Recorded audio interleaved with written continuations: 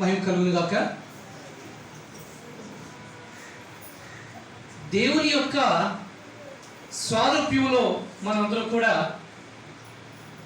నిర్మింపబడ్డాం అనే విషయాన్ని మనందరం కూడా నమ్ముతున్నాం.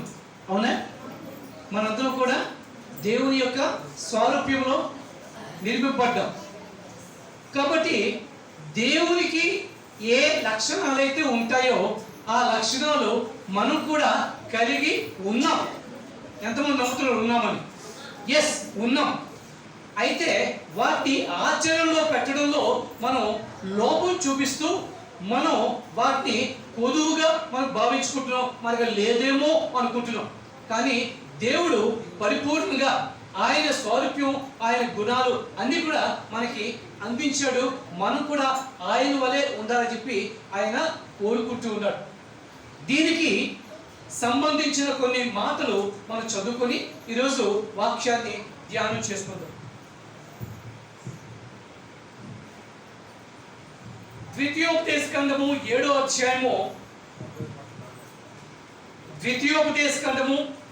అధ్యాయము 9వ మాట మనం చదువుకుంటే ఆయన ఏమై ఉన్నాడు అనే విషయాన్ని మొట్టమొదటిగా మనం చూసుకుందాం.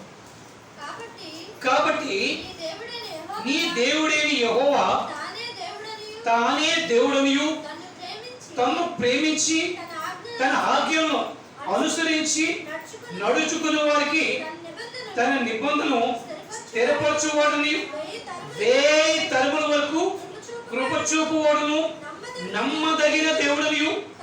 అంతే, అక్కడ చాలు. ఆయన కృప చూపువాడు, అలాగే నమ్మదగిన దేవుడు. ఇందాక మన కీర్తనలో మనం చూసుకుంటున్నప్పుడు ఆయన ఎంతో నమ్మకిని ఆ దేవుని మీద పెట్టుకున్నాడు. మనకి ఎన్ని కష్టాలు, ఇబ్బందులు, ఇరుకాటాలు వచ్చినా, మన కన్నీళ్లు వరదలే పారుతున్నప్పుడు కూడా మనం ఆయన మొర్ర పెట్టేటప్పుడు మన దీనావస్థ నుంచి ఆయన కృప చూపి మనకి లేవనెత్తగల సమర్థుడు. కేవలం మనం మాత్రమే కాదు, ఆయన చేసిన కార్యాలు రాబో తరం కూడా విని ఆయన స్తుతిస్తారు అని చెప్పి మనం విన్నాం. కాబట్టి ఆయన నమ్మదగిన దేవుడు. ఎంతమంది ఒప్పుకుంటారు ఆయన నమ్మదగిన దేవుడు అని? కేవలం ఈ యొక్క మాటలో ఇది రాయడం మాత్రమే కాదు, కానీ ఇంకా కొన్ని వచనాలు మనం చూద్దాం.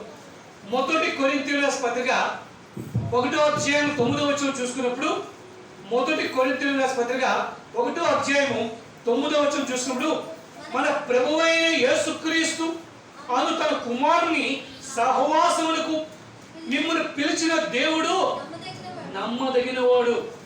ఆయన మనల్ని పిలుచుకున్నాడు కాబట్టి మనల్ని పిలుచుకున్న దేవుడు నమ్మదగిన దేవుడు.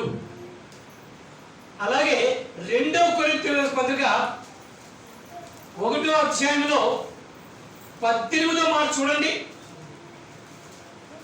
దేవుడు నమ్మదగిన వాడు కనుక మేము మీకు చెప్పిన దేవుడు వాక్యము అవునని చెప్పి కాదున్నట్టుగా ఉండలేదు. అంటే దేవుడు మాత్రమే కాదు, దేవుడి యొక్క వాక్యం కూడా నమ్మదగినది. దేవుడు నమ్మదగిన వాడు, దేవుని యొక్క వాక్యము కూడా నమ్మదగినది. అంతేనా? కాదు. సామెతలు కీర్తన గ్రంథం 19వ అధ్యాయం 7వ వచనం మనం ఒకసారి చూసుకున్నప్పుడు, కీర్తన గ్రంథము 19వ అధ్యాయము 7వ వచనాన్ని మనం చూసుకున్నప్పుడు, యెహోవా నియమించిన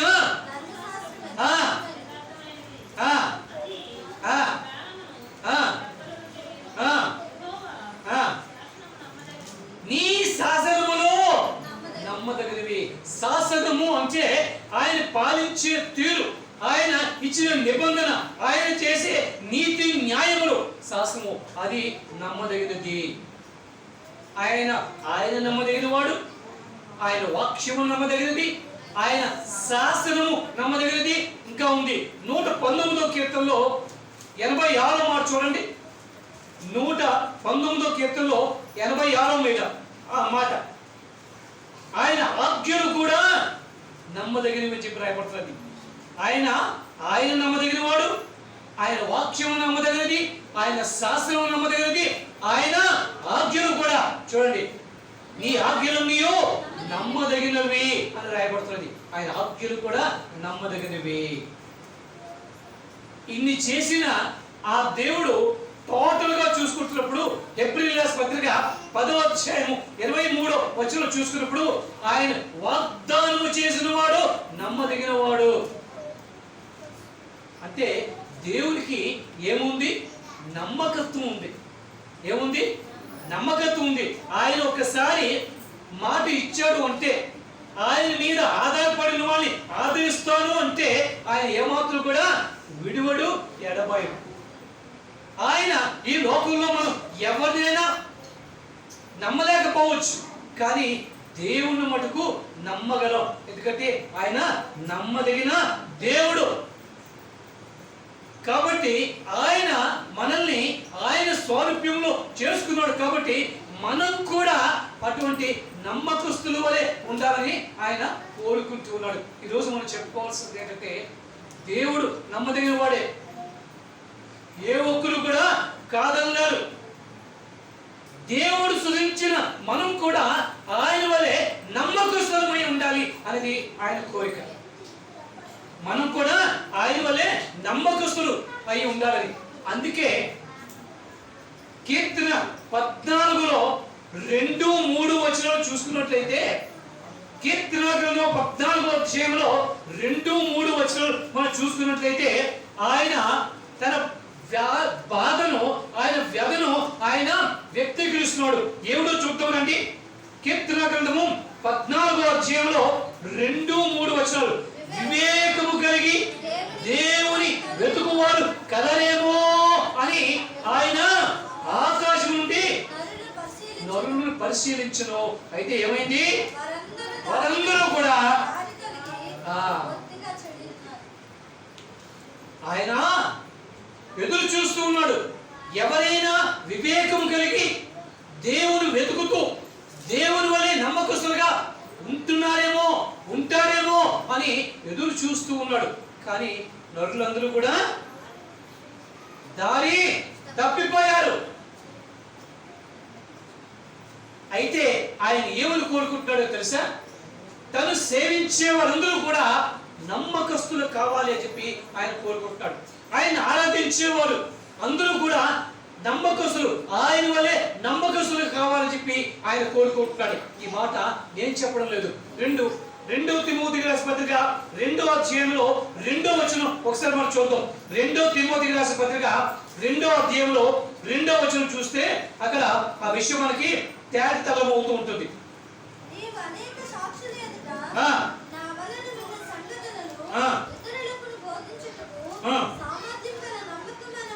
సామర్థ్యమైన నమ్మకమైన మనుషులను ఎవరికి అప్పగించాలి దేవుని పని?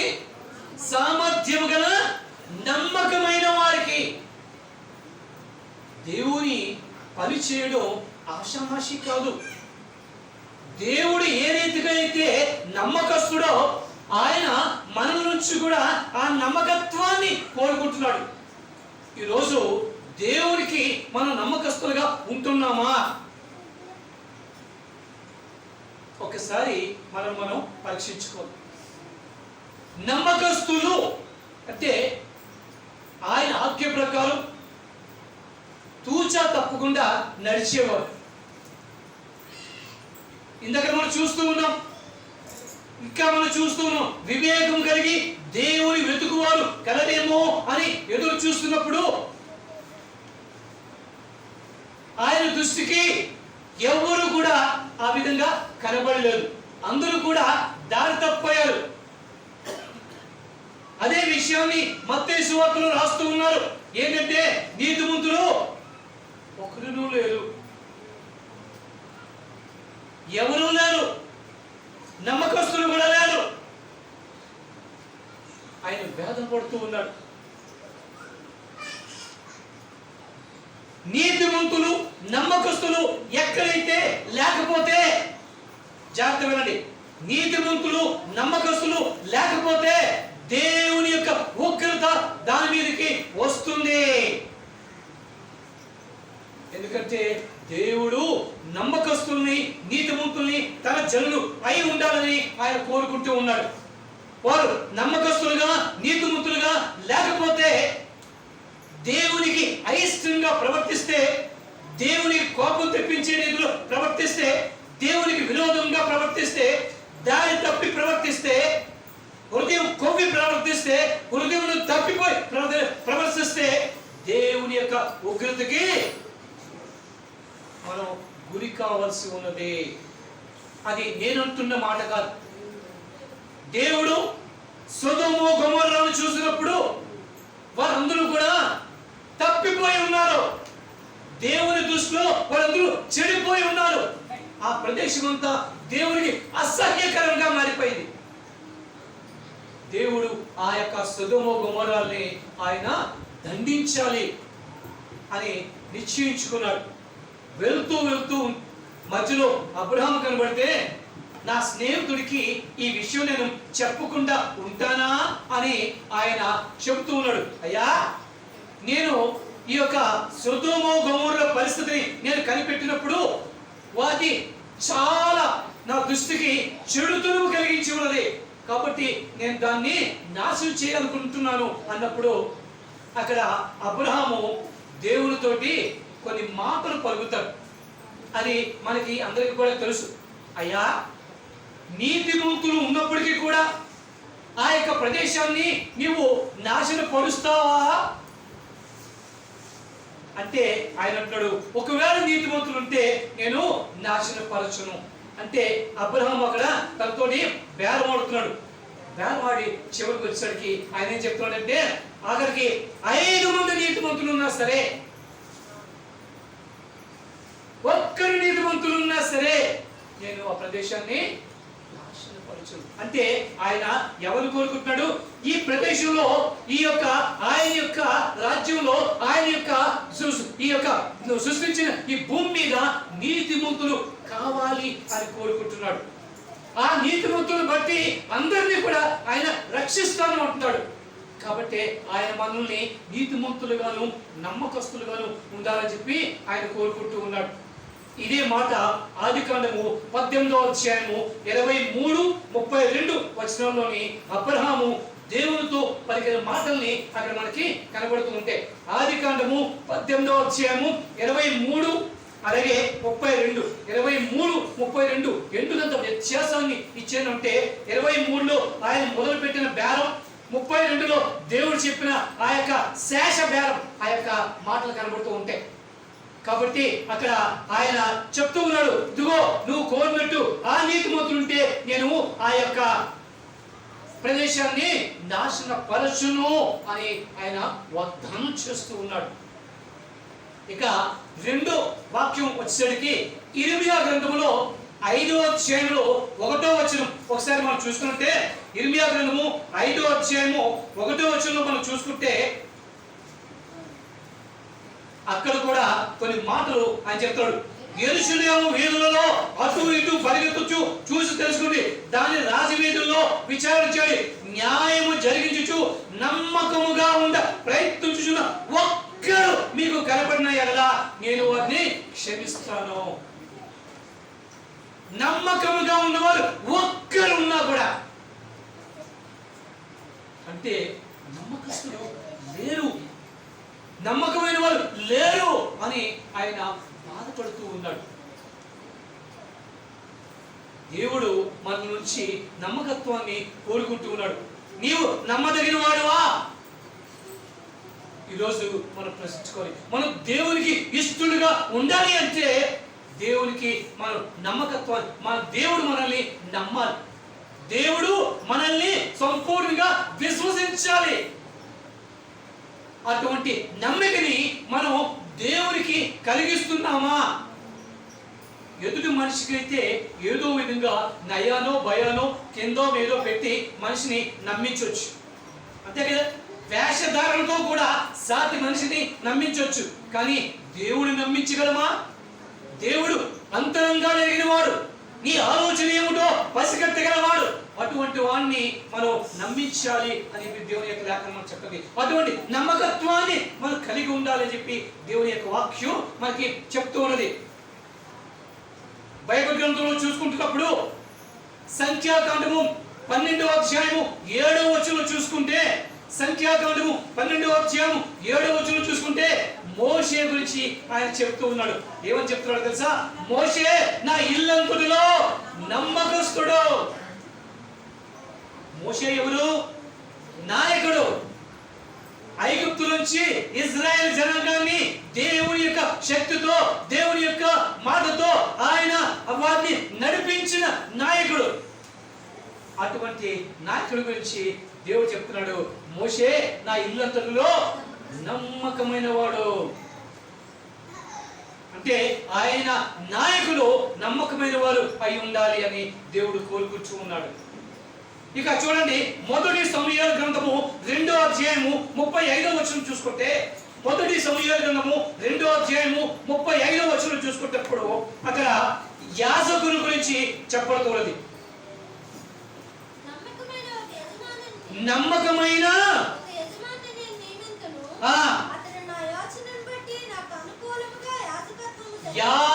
నమ్మకమైన యాజకుని నేను నిర్మించుకుంటాను.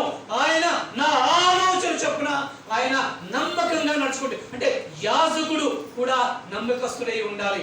మొదటిది నాయకుడు నమ్మకస్తుడై ఉండాలి, రెండోది యాజకుడు నమ్మకస్తుడై ఉండాలి, మూడోది చూద్దామండి 2వ దినవృత్తాంతాలు 31వ అధ్యాయం 20వ వచనం.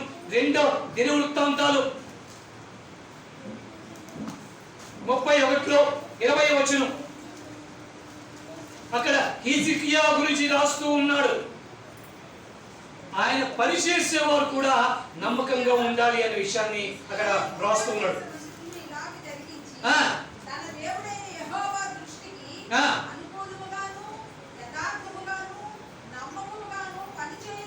నమ్మకముగా పనిచేయచ్చు వచ్చింది. అంటే ఆయన పనిచేసేవారు కూడా ఎలా ఉండాలి? నమ్మకంగా ఉండాలి. నాయకులు నమ్మకంగా ఉండాలి, యాజకులు నమ్మకంగా ఉండాలి, పనిచేసేవారు నమ్మకంగా ఉండాలి. అంటే తన ప్రజలందరూ కూడా ఇంతగా ఆయన కోరుకుంటుంది ఏంటి? నేను నమ్మదగిన దేవుణ్ణి, మీరు కూడా నమ్మకస్తులుగా ఉండాలి. నేను పరిశుద్ధ దేవుణ్ణి, మీరు పరిశుద్ధంగా ఉండాలి. నేను దయ చూపే దేవుణ్ణి, మీరు దయ చూపేవారుగా ఉండాలి. అంటే ఆయన స్వరూపంలో మనల్ని చేసుకున్నాడు అంటే ఆయన వలె మనం ఉండాలి. అందుకే అపోస్తలుడు పౌలు ఏం చెప్తూ ఉన్నాడు?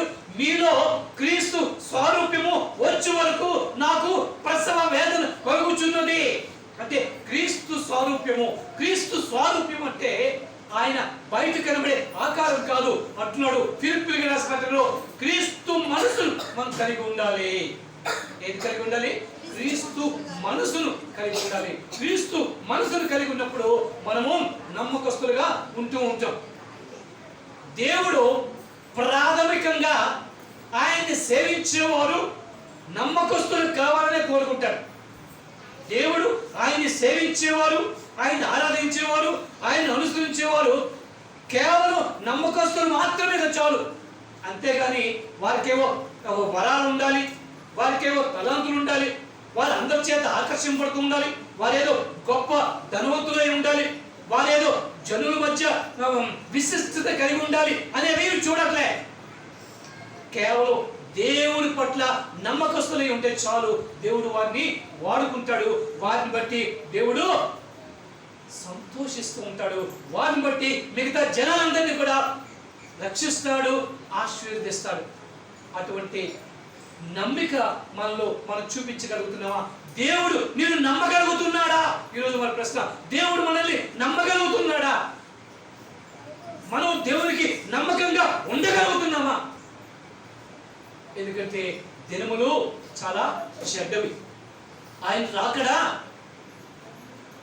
రేపో నేడో రేపో మనకు తెలియదు. ఆ సమయంలో, ఆయన రాకడ సమయంలో మనం ఆయనకి నమ్మకస్తులుగా ఉండకపోతే మన పరిస్థితి గొప్పగా చెప్పుకుంటాం, మేము దేవుని సేవ చేస్తున్నామండి అని. కానీ నువ్వు చేసే సేవ దేవుడికి అక్కర్లేదు, నీకున్న తలంతులు దేవుడికి అక్కర్లేదు, నీకున్నటువంటి వరాలు దేవుడికి అక్కర్లేదు. నీవు నమ్మకంగా ఉన్నావా? దేవుడు నిన్ను నమ్మి నీకేమైనా అప్పగించగలడా బాధ్యతని? ఇది ఈరోజు మనకి ప్రశ్న. దేవుడు నమ్మకంగా మనకి ఏమైనా అప్పగించగలడా? జ్ఞాని అయిన సొలొమోను సామెతల గ్రంథము 20వ అధ్యాయంలో 6వ మాటలో ఒక మాట చెప్తున్నాడు. దయగల వారిని మనం కనుగొనగలం కానీ దయగల వారు అనేకులకి తటస్థిస్తారు, కానీ నమ్ముకొనదగిన వాడు ఎవడో ఎవరికి కనబడడు. ఎవరికి కనబడను. దయ చూపించడం, దయ చూపిస్తాం, దయ చూపించేవారు కనబడతారు, కానీ నమ్మకస్తులు కనబడడం అరుదైపోయింది. ఎవరికి కనబడతారు అంటున్నాడు అంటే ఎవరికి కూడా కనబడటం లేదు. కానీ దేవుడు దీర్ఘశాంతుడు, దేవుడు ప్రేమమయుడు, దేవుడు కరుణామయుడు. అందుకే ఇంకా ఇంకా ఇంకా మన మీద కృప చూపుతూ సమయాన్ని అందిస్తూ ఉన్నాడు. ఎప్పటికైనా మీరు దేవునికి నమ్మకస్తులుగా మారుతారా? ఇప్పటికైనా దేవునికి నమ్మకస్తులుగా ఉంటారా అని ఆయన ప్రశ్నిస్తూ ఉన్నాడు. అందుకే ఏషియా గ్రంథంలో 6వ అధ్యాయంలో 8వ మాట చెప్తున్నాడు, నేను ఎవరిని పంపుదును? దేనికి? దేవుని కార్యం చేయడానికి నేను ఎవరిని పంపుదును? ఎవరు వెళ్తారు? అంతేకాదు హిజ్కియా గ్రంథములో 20:30లో కూడా ఒక మాట రాసుకోలేదు. హిజ్కియా గ్రంథము 20వ అధ్యాయము 30వ వచనంలో ఆయన చెప్తున్నాడు, దేవునికి నరునికి మధ్యస్థం ఆ పేటు సందులో నిలబడి నివేదన చేయగలవాడు ఎవరు? అటువంటి నమ్మకస్తులు ఎవరు?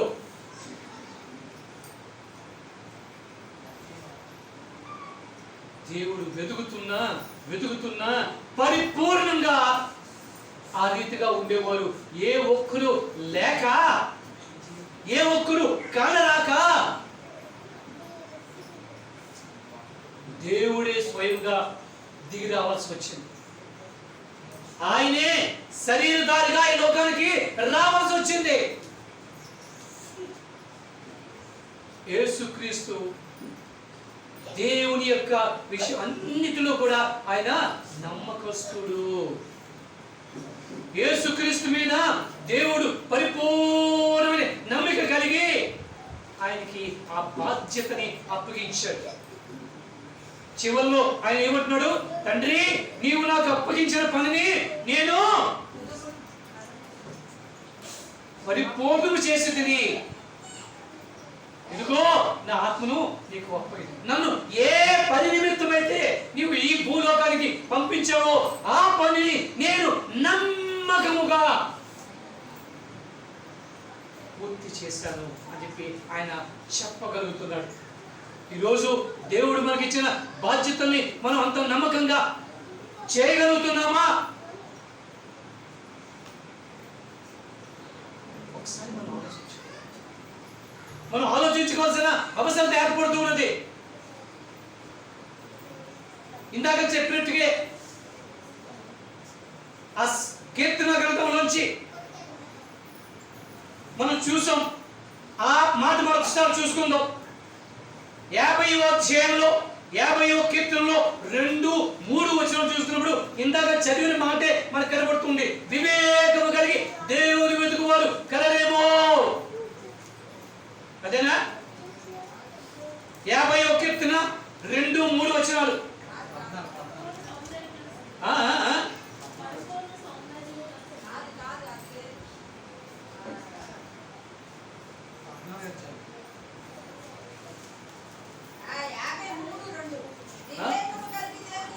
ఆ 53:2 రైట్.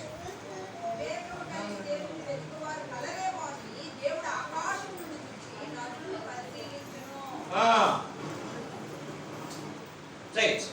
వాళ్ళందరూ కూడా దారి తొలగి బొత్తిగా చెడి ఉన్నారు.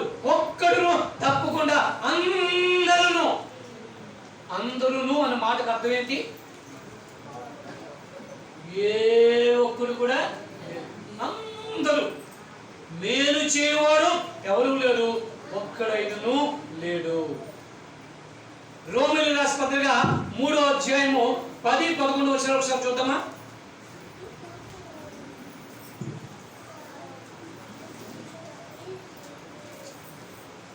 నీతిమంతుడు లేడు, ఒక్కడును లేడు, గ్రహించువాడెవడును లేడు, దేవుని వెతుకువాడును లేడు. అందరూ తోవ తప్పి ఏకంగా ఎలాంటి అయిపోయారు. ఆ మాట అంటే మనకి మంచిదా? దేవుడు అంటున్నాడు అందరూ కూడా పనికి మాలిన వాళ్ళు అయిపోయారు. కారణం ఏంటంటే మనం దేవునికి నమ్మకస్తులుగా ఉండట్లేదు. దేవునికి నమ్మిక మన మీద కలగట్లేదు.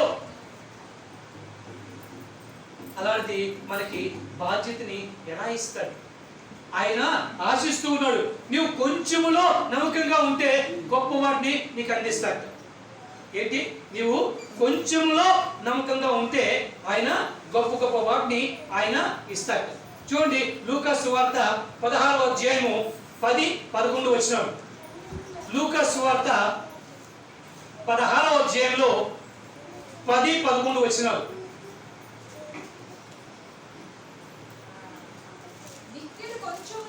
మిక్కిలి కొంచెములో నమ్మకముగా ఉండువాడు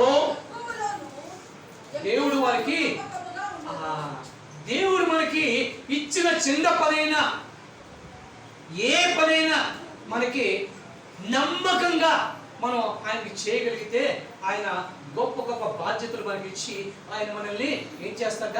తన రాజ్యంలోని ఘనముగా నిలబెడుతూ ఉంటాడు. అంటే దాని అర్థం ఏంటంటే కొంచెంలో కూడా మనం నమ్మకంగా ఉండట్లేదు. ఈ రోజుల్లో అంతా కూడా వేషధారణే. దేవునికి నమ్మకంగా ఉండడం మన దేవుడు. మనుషులకు కూడా నమ్మకంగా ఉండ మనిషి వాళ్ళకి ఒక నమ్మకమైన మనిషి దొరకడం కష్టమైపోతుంది. ఒకానొక సందర్భంలో అపోస్తలుడు పౌలు చెప్తున్నాడు, నీ కౌగిలిలో ఉన్న నీ భార్యను సురక్షించడం కూడా నువ్వు నమ్మదగినది కాదు.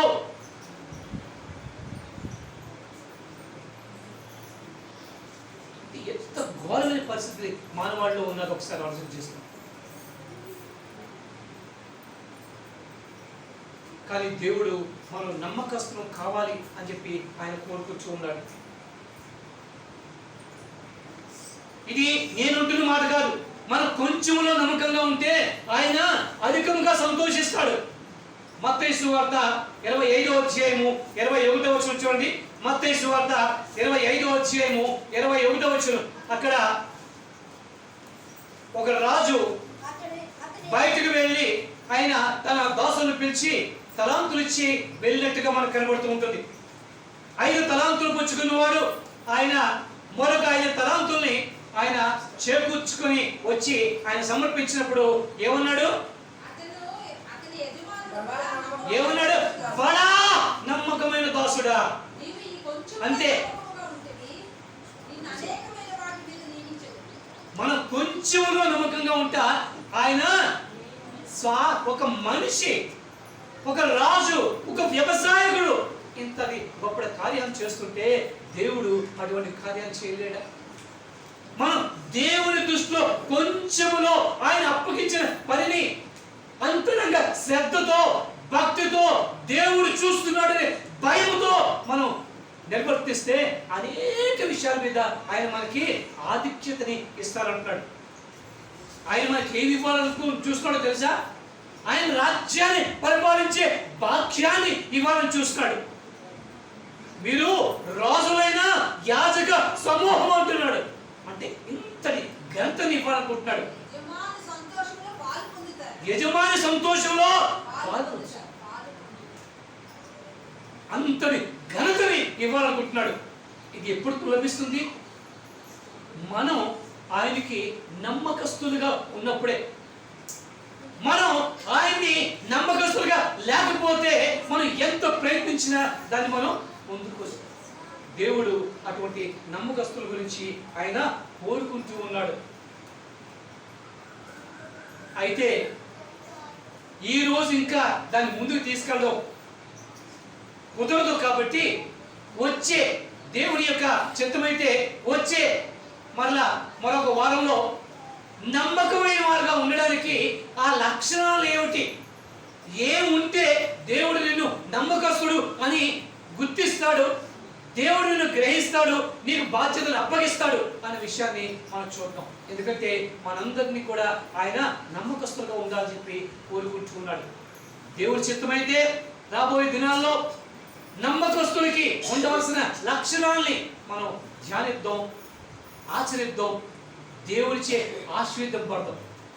ఎందుకంటే దేవుడు అటువంటి నమ్మకస్తుల్ని, అటువంటి నీతిమంతుల్ని ఆయన రాజ్యంలో ఉండాలని చెప్పి కోరుకుంటున్నాడు. ఒకవేళ ఆ విధంగా లేకపోతే ఆయన ఉగ్రతకి మనం బానిసవ్వాలి, బాధితులు అవ్వాలి. అటువంటి పరిస్థితి రానియకుండా దేవునికి నమ్మకస్తులుగా ఉండడానికి మనం ప్రయత్నించాలి. దేవుడు మనం చూసి శబాష్, మోషేతో చెప్పిన రీతిగా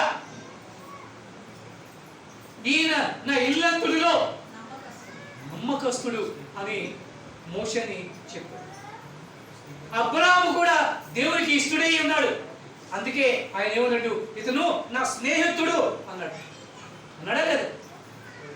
దావీదు మెచ్చుకున్నాడు, ఈయన నా హృదయానుసారి అన్నాడు.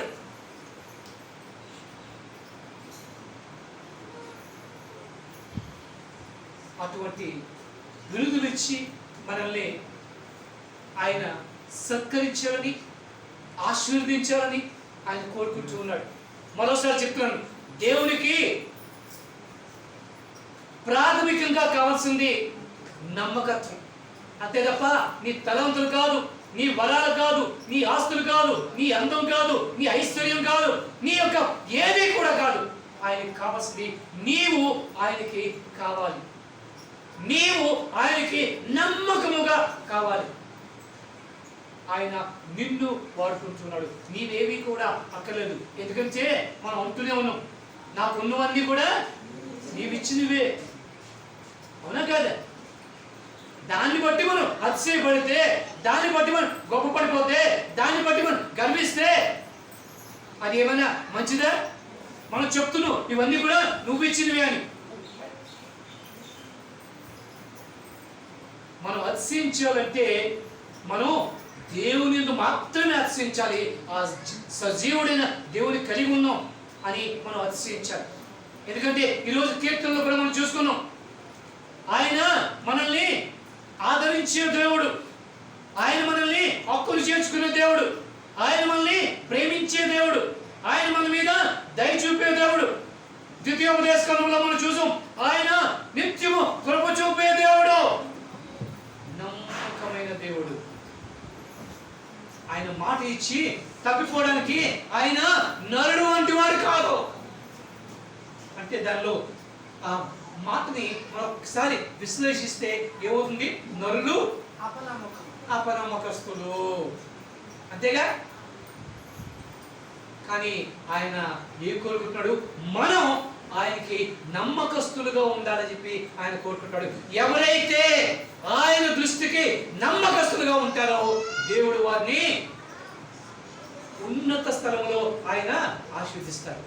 ఎవరి ప్రవర్తన దేవునికి ప్రీతికరంగా ఉంటుందో శత్రువుల సహితము కూడా ఆయన మిత్రులుగా మార్చేస్తాడు, కష్టాల సహితం కూడా సుఖాలుగా మారుస్తాడు, వ్యాధులను కూడా తొలగించేస్తాడు, ఆశీర్వాదంతో నింపేస్తాడు.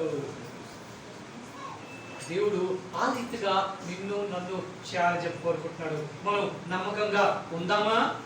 నమ్మకంగా ఉండగలమా? నమ్మకంగా ఉండడానికి ప్రయత్నం చేద్దామా? ఒక్కసారి మనం పరీక్షించుకోండి. అయ్యో, ఈ లోకంలో సాటి మానవులు ఎదుటే, సాటి నాయకులు ఎదుటే, తోటి సహోదరులు ఎదుటే మనం నమ్మకంగా ఉండలేకపోతున్న పరిస్థితుల్లో ఉన్నామే. దేవునికి ఉండగలమా అని ఒకసారి మనం పరీక్షించుకుంటే అది నీ వల్ల నా వల్ల సాధ్యం కాదు. కానీ ఆయన ఏమంటున్నాడు? నీ బలహీనతలు నాకు తెలుసు, మీ బలహీనతలో బలము చేకూర్చు నిమిత్తము నేను తండ్రి యొద్ద నుండి ఒక ఆత్మను పంపించాను. ఆ ఆత్మ సహాయముతో జెరుబ్బాబెలు ఏమంటున్నాడు? నా శక్తి చేత కాదు, నా బలము చేత కాదు, పరిశుద్ధాత్మ దేవుని యొక్క శక్తి వల్ల మాత్రమే ఇది సాధ్యం. ఏది సాధ్యం?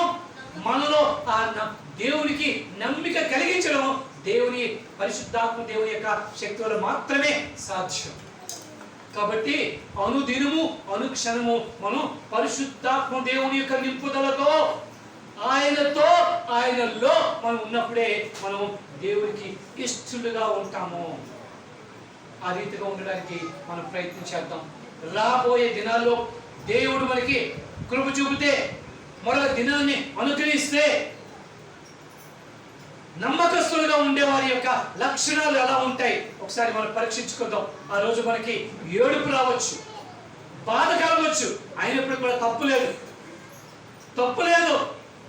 దేవుడి యొక్క వాక్యం మళ్ళీ గుచ్చాలి, బాధపరచాలి. అప్పుడే అది మనలో ఫలిస్తూ ఉంటుంది. కుష్ఠరోగం ఉన్న వారికి స్పర్శ ఉండదు, అవునా కదా? సూదులతో పొడిచినా కూడా స్పర్శ ఉండదు. దేవుని యొక్క వాక్యం మన హృదయంలో గుచ్చుకుంటున్నప్పుడు ఆ స్పర్శ లేకపోతే మనం కూడా సజీవ కుష్ఠులమే. కానీ దేవుడు ఆ విధంగా ఉండకూడదని చెప్పి కోరుకుంటూ ఉన్నాడు. మనలో స్పర్శ కావాలి, దేవుని యొక్క వాక్యం మనం తాకాలి. యుద్ధానికి వెళ్ళి ఖడ్గం తీసి ఈ ఖడ్గానికి రక్తం అంటకూడదు అనుకుంటే యుద్ధంలో జయము రాదు. అంతేనా? అంటే ఆ కత్తికి ఏమంటాలి? రక్తం అంటాలి, అంటే బాధ కలిగించాలి, ఎక్కడికక్కడ తెగ నరకాలి. ఆ రీతిగా మన యొక్క చెడు వ్యసనాలు, చెడు బుద్ధులు, చెడు తలంపులు నడుకున్నప్పుడే మనం దేవునికి నమ్మకంగా మనం ఉండడానికి మనం ముందుకు వెళ్ళగలుగుతాం. ఆ రీతిగా ఉండాలని, ఆ రీతిగా పరిపూర్ణంగా దేవునికి అంగీకార యోగ్యంగా ఉండాలని దేవుడు కోరుకుంటూ ఉన్నాడు. ఆ విధంగా దేవుడు మనల్ని తయారు చేయును గాక. అందుకే దావీదు అంటున్నాడు, అయ్యా నాలో స్థిరమైన బుద్ధిని అంతరంగములో నూతనముగా పుట్టించేవారు అడుగుతున్నాడు. ఈరోజు మనం అదే విధంగా అడుగుదామా? అయ్యా మా అంతరంగంలో స్థిరమైన బుద్ధిని నూతనముగా పుట్టించు, మాలో నూతన మార్పు మేము మా పక్క వారు కూడా చూడాలి. ఆ రీతిగా ప్రవర్తించే ప్రవర్తన మాకు అనుగ్రహించవా అని మనం మోకరించి అడుగుదాం. దేవుడు తప్పగా మనం మరణ ఆలకిస్తాడు. ఆయన వాగ్దానాన్ని ఆయన నెరవేర్చుకొని ఆయన ఏ రీతిగా నమ్మకమైన దేవుడో మనల్ని కూడా ఆ రీతిగా నమ్మకస్తులుగా మారుస్తాడు. దేవుడు ఈ మాటల్ని ఆయన మన వినికిడిలో దీవించి ఆశీర్వదించి నమ్మకస్తులుగా చేయునుగాక.